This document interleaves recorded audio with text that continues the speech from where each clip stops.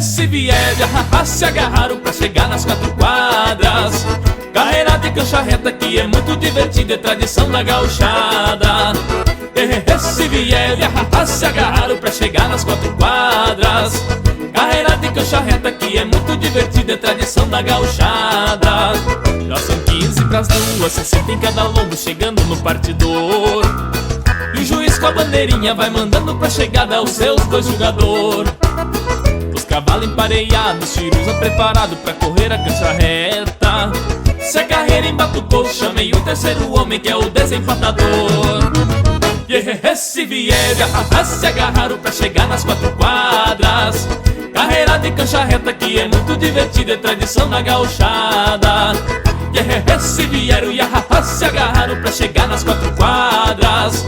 Carreira de cancha reta que é muito divertida, é tradição da gauchada.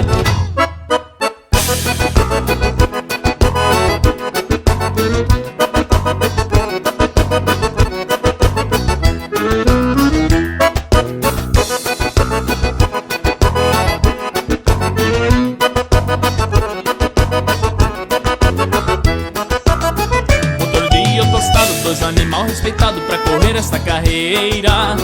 Joga o dinheiro a dobrar, do pescoço se empatar, só quero ver a poeira. Os cavalos estão partindo, ficando outros saindo, largue de qualquer maneira.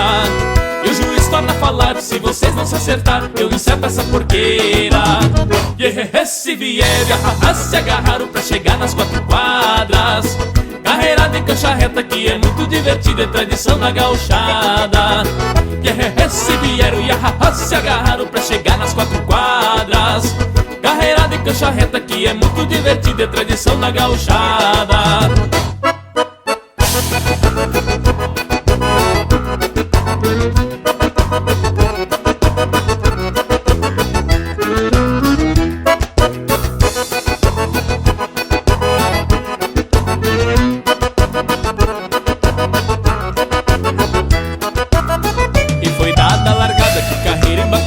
Até as 3h30. O povo invadiu a cancha, nos trilhos só ficou mancha, credo que coisa tão feia. O tordilho tastaveou, o tostado destrilhou e o tiro se quebrou. O juiz determinou que não teve vencedor e a carreira terminou. Se vier de arrasar, se agarraram pra chegar nas 4 quadras. Carreira de cancha reta que é muito divertida, é tradição da gauchada. Se vieram e arrasar, se agarraram pra chegar nas 4 quadras. Carreira de cancha reta que é muito divertida, é tradição da gauchada.